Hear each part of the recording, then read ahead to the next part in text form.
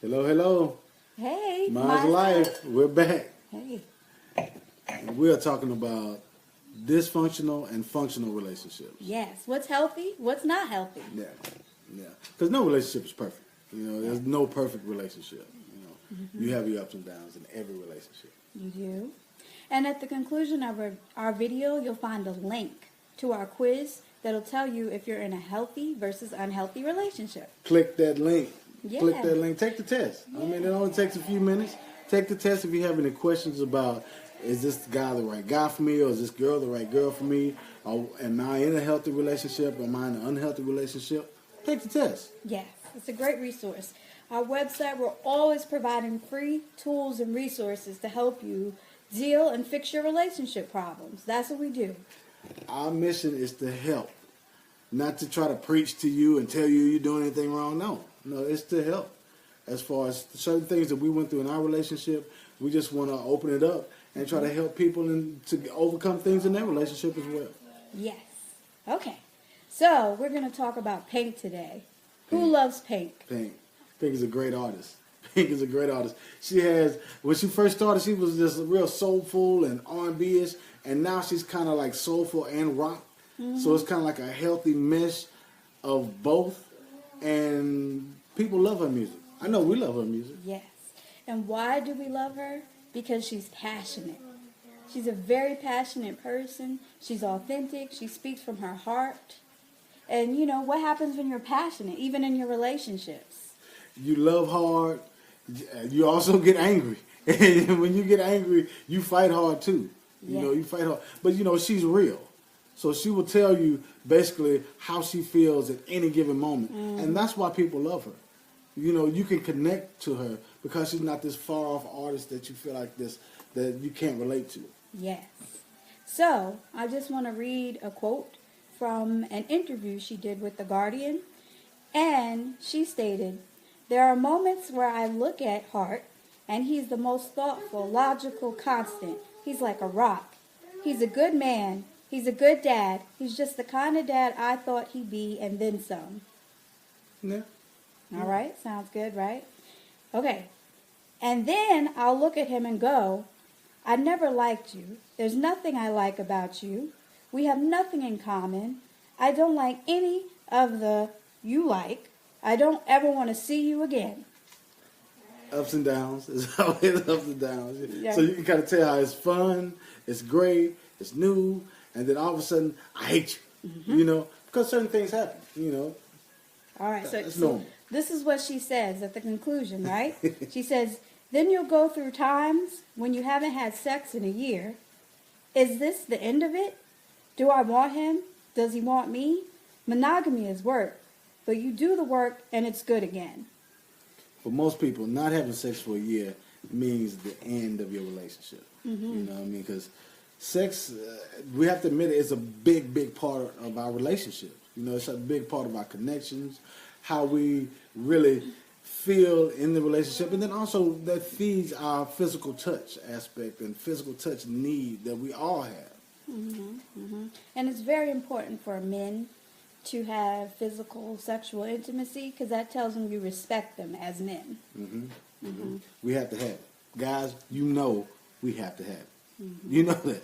And what's funny is, the more we talk to women, women have to have it too. They just can go a little longer without it. And it's a little different for women as far as the way they connect in the relationship. Yeah. Yes. Okay, so unhealthy versus healthy. Let's jump right in. Yeah. That quote is big because it shows how she's kind of been bouncing back and forth in her feelings about the relationship. And a whole year of lost intimacy is not good. Definitely not. Yeah, because you can see how that's unhealthy. So if you hadn't had sex in a year and you're a very sexual person, what are you doing to keep yourself satisfied? Are you talking to other people? Does she mean that they're with other people and then decide to work on being monogamous? What are you doing? Type of thing, because over time everything gets old, so you need that physical person there if you're doing anything artificial. And we've seen that with our couples, with our couples that's been married maybe 5+ years. If you're hitting a rough patch, what's one of the first things that go? Sex, because it's intimacy. You're angry with each other, so you don't really feel like being close to that person. And who's sleeping on the couch, Yeah. Whether it be the male or the female, somebody just kind of says, well, you know what, I don't really want to be in the same room. I don't want to be sleeping in here tonight. So you create distance. Which in the long term makes you feel neglected. Yeah. Over time, you definitely feel neglected. You feel like, am I good enough? Those type of things. Then after that, then you kind of get a sense of anger. It's like, well, I know I'm good enough. And, of course, you may have people that's either at your job or friends that kind of feed your ego, so to speak. For men, we kind of like our ego fed, our ego stroked. And that's what we lean to, And then women, they kind of, well, by you explain how women feel. Well, women feel like, man, he's withdrawing love from me. He doesn't want to be around me. Is there something wrong with me? What's wrong with me? And then that triggers insecurities. That triggers a woman to go to independent mode. Well, I don't need a man. I don't need him. I take care of myself. I take care of the kids. I'm managing this. I'm working. I'm doing what I got to do. And then eventually the woman gets to a place where she's like, what do I need you for?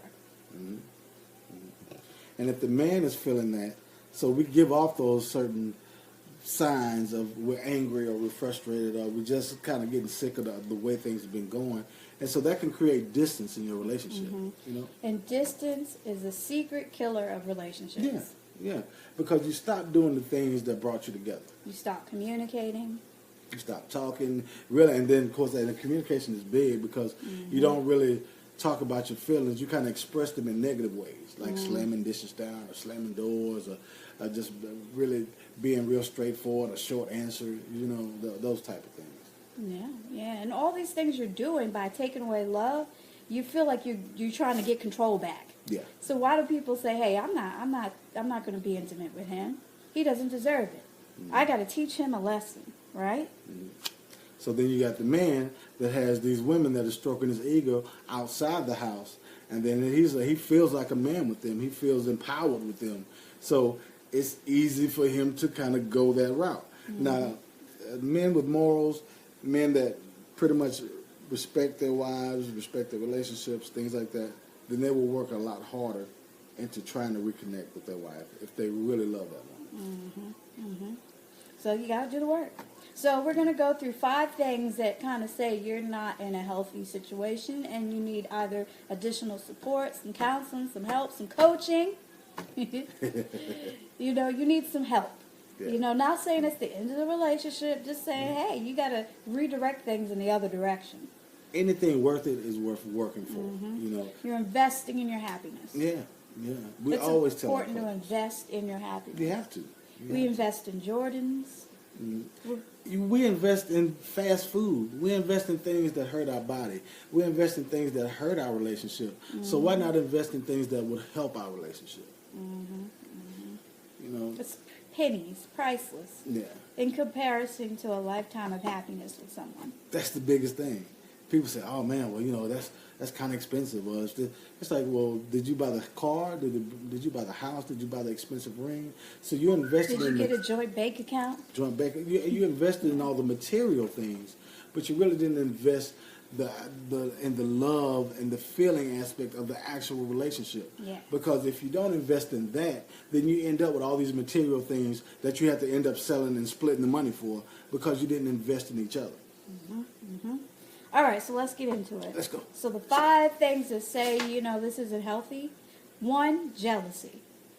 Ooh, that's a biggie. It's big. If you always feel as though someone is watching you and someone's putting trackers on your phone, if you feel like, someone's accusing you of things, if you feel like you can't even look in a certain direction without someone going off or blaming you or saying that you're looking at some other person, jealousy. Yeah.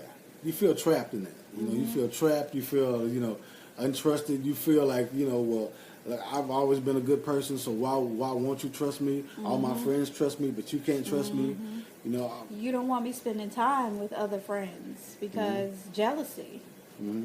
Mm-hmm. And why people? What makes people jealous? Certain, insecurities, things that have happened to them that they've seen in past relationship, and they don't want those feelings again. They don't want those hurt feelings to reoccur. And of course, on the other side, if somebody is jealous, then also you want to make sure you look at the things that you do too.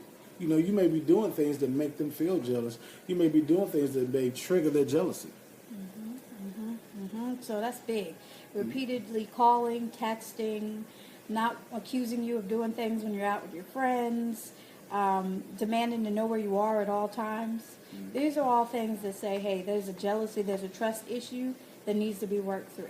Because it's not going to allow the relationship to grow in a healthy way. And just know that if you're in the past, if you have communicated with exes, or if you like to make a lot of friends, or if you're a really outgoing person and you have new people coming into your life, those are things that trigger jealousy. They are. If you have a great relationship, yes, people there, you can talk about it and communicate those things, but there's certain things that you could do that could bring up negative emotion in those people that you're with, because certain people feel like you're crossing the line. Yes. And if they feel like you're crossing the line, you have to listen to them and really try to understand where they're coming from. All right, so number 2, coercion. Ooh. So that's kind of like the next phase of everything. That's like real manipulative behavior. It's like you feel like this person is ignoring your wishes, your desires. It's just like you're being forced to do things that you don't want to do. And eventually, people rebel against this. This is something that you'll get enough of, and you'll start rebelling in your own way, whatever way you like to do it, but you will rebel. Because you're not getting your needs met. No. And this person is forcing you to ignore what your needs are. If your needs are to go to the gym, if your needs are to communicate with your girlfriend on the phone once a week, if your needs are these types of things, and this person is manipulating you by, maybe throwing tantrums, crying, or I'm going to go out and do this if you do that. Those types of things. That's manipulative, coercive behavior. And we see this a lot in relationships. I mean, it happens kind of, people don't really realize they're doing it, but they do. Yeah. They do. Because when you're feeling hurt or pain, then you want to make the other person feel the way you feel, to let them know that, hey, maybe they'll stop that. Hey, I'm upset about this.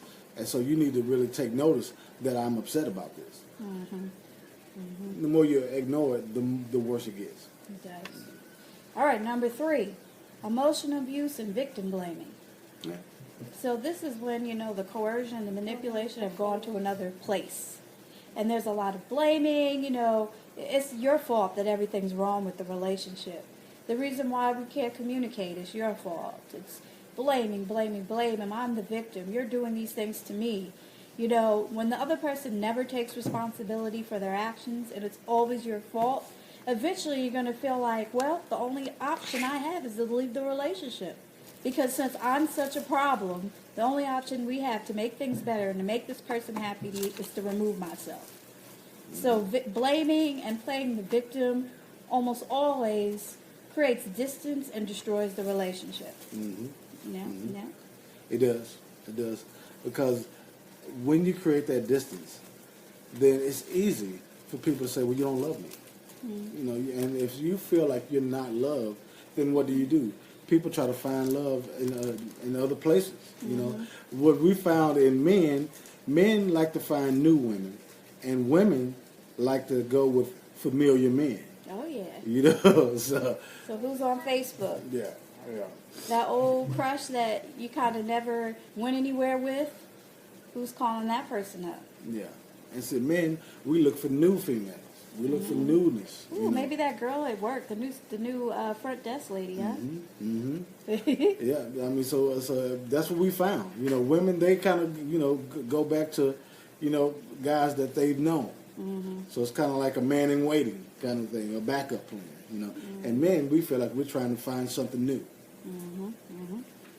All right. So the 4th bad, unhealthy thing in a relationship is isolation. Yeah.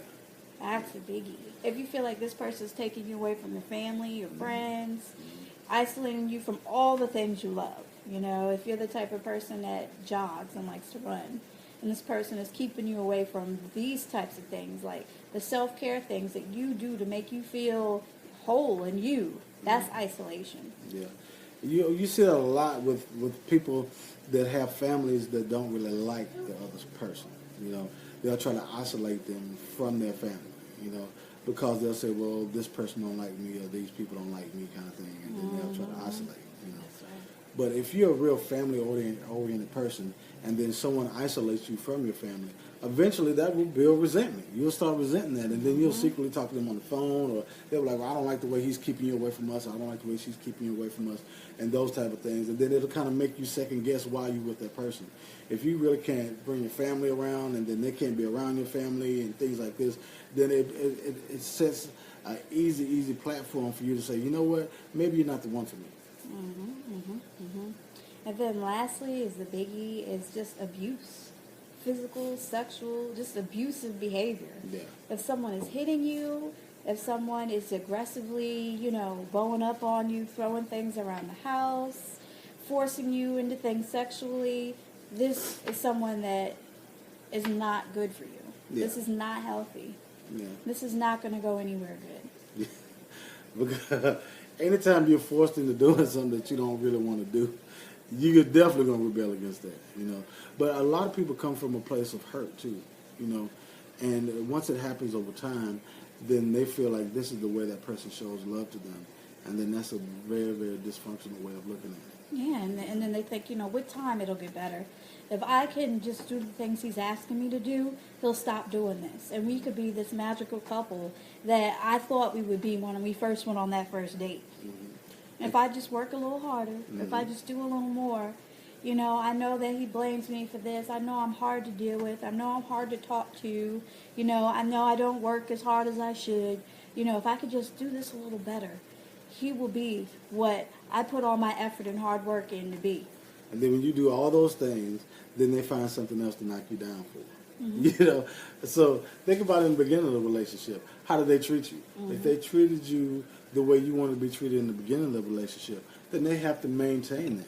If they're not maintaining that and it's going in a wrong direction, then you have to say, hey, wait a minute, this is not why I'm in this relationship.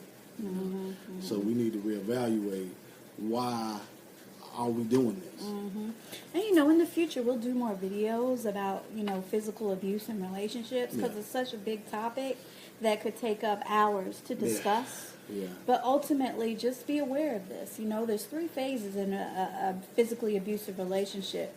You know, phase 1 is that, you know, everything's great. It's romantic. You know, people are buying you gifts and flowers and giving you all the little things you want. And then comes the phase where there's tension.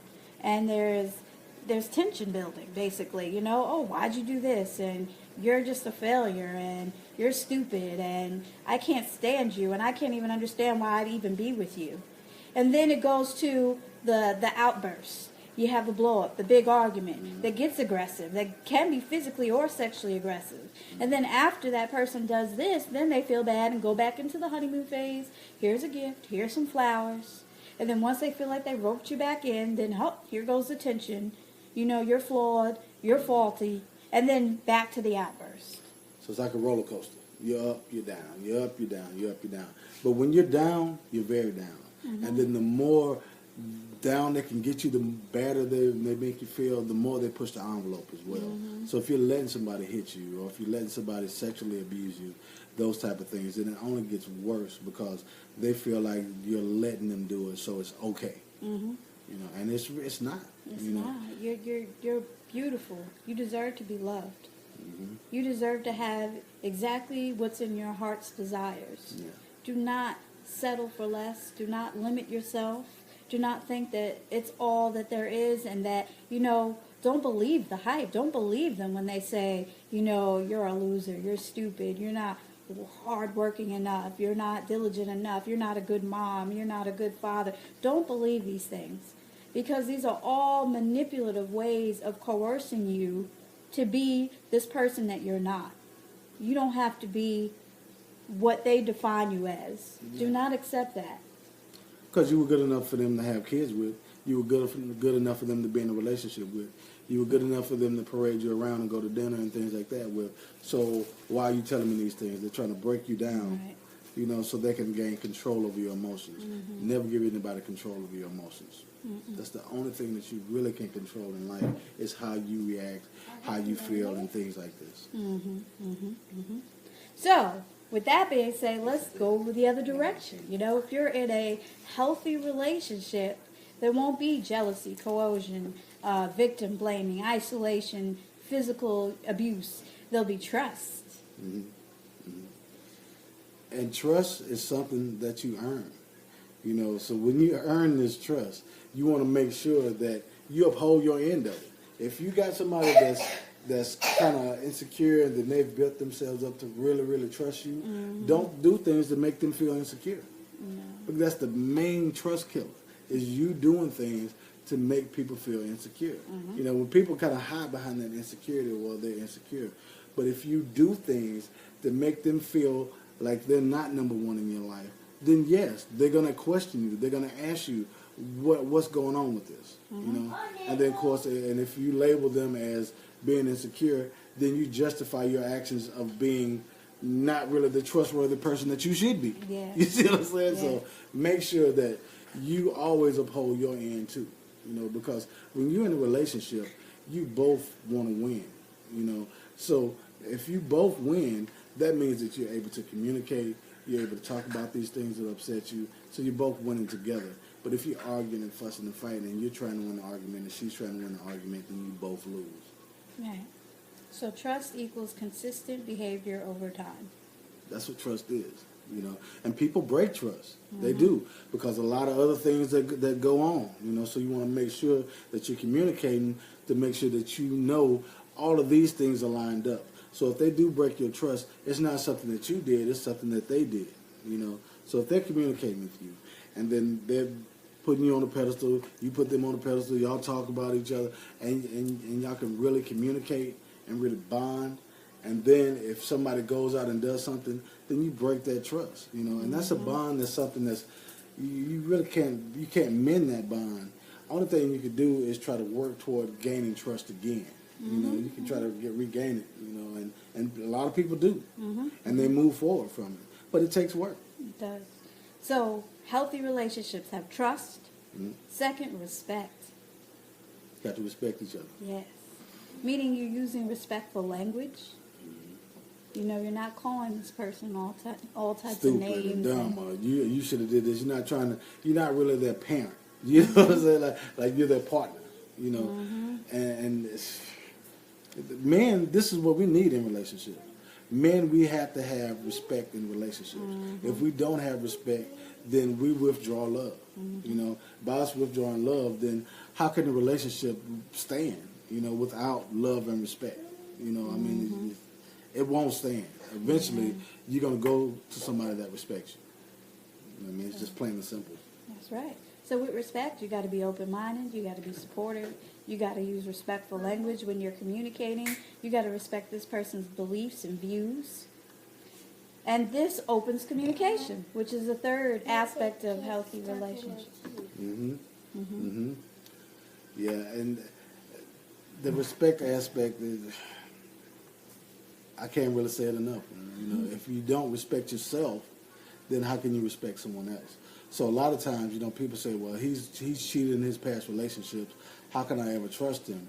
And then there's a certain sense of you can change if you respect yourself enough to change. Mm-hmm. You respect yourself, you respect your partner, you respect your kids if you have kids together. You respect all of these things. So I respect myself enough never to cheat on you. Mm-hmm. I respect my children enough never to break up their family. So it's a lot of things that come with it.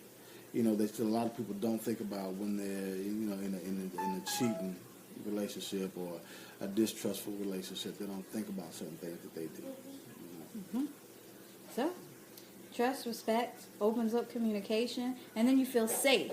So that's the fourth thing that's kind of occluded. You have a healthy relationship. You feel safe. You feel safe in a relationship. You feel like that person will protect you if there's anything that's negative that comes up, whether it be male or female.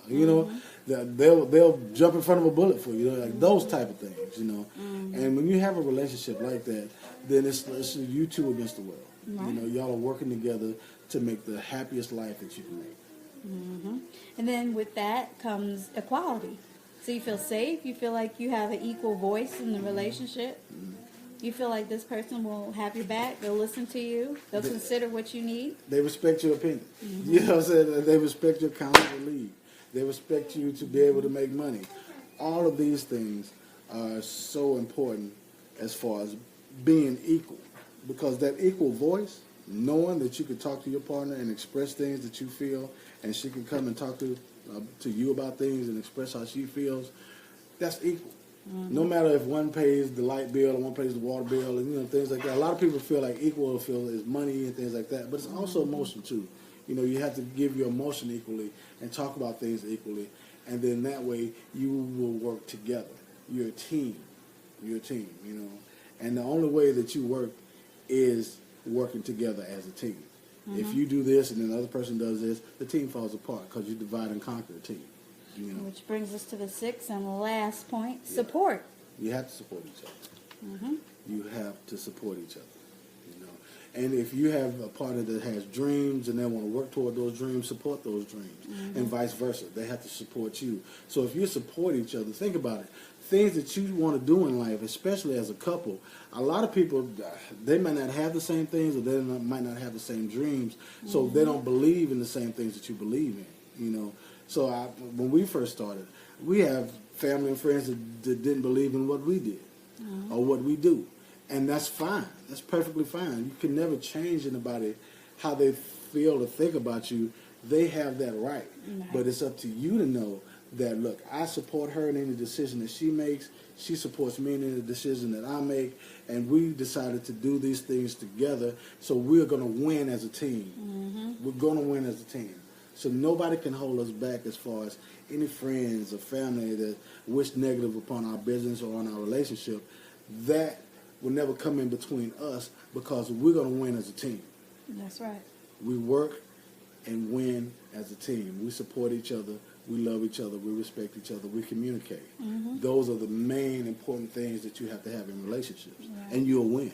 You'll win. You will win. You'll win. So, once again, healthy. We're going to leave on that note, a positive note. Healthy. Trust, respect, communication, safety, equality, and support. Remember, fight less, love more. Fight less, love more. And don't let your relationship get to this place where Pink was discussing a whole year of no intimacy and distance, because it's really hard to come back from that. Yeah. And you have to do a lot of work to come back from that. Yeah. Not saying it can't be done, it can be. But you have to do a lot of work. All right. Well, we are wishing y'all good vibrations, good vibes. Yes. We're wishing y'all way more love. We're wishing blessings on everybody that watches this video. Good vibes, good vibes, good vibes all the way around for everybody. Yeah. For everybody. And take the quiz. We'll put the link here in the comment section of the video. Take the quiz. You can download our free communication tool. Take it. If you need help with your relationship, contact Myers Life Coaching. We have helped hundreds of relationships. We've helped hundreds of marriages. We've helped hundreds of individuals pick up the pieces and move forward to create a beautiful life for themselves. We love y'all. Yeah. Myers Life. The Myers helped me face the issues that were tearing my relationship apart. They provided a safe environment to work through those difficult issues associated with our children, work, finances, trust, and intimacy. I feel I achieved a closeness and a renewed commitment to my relationship. I highly encourage couples to face their challenges and give the Myers a call.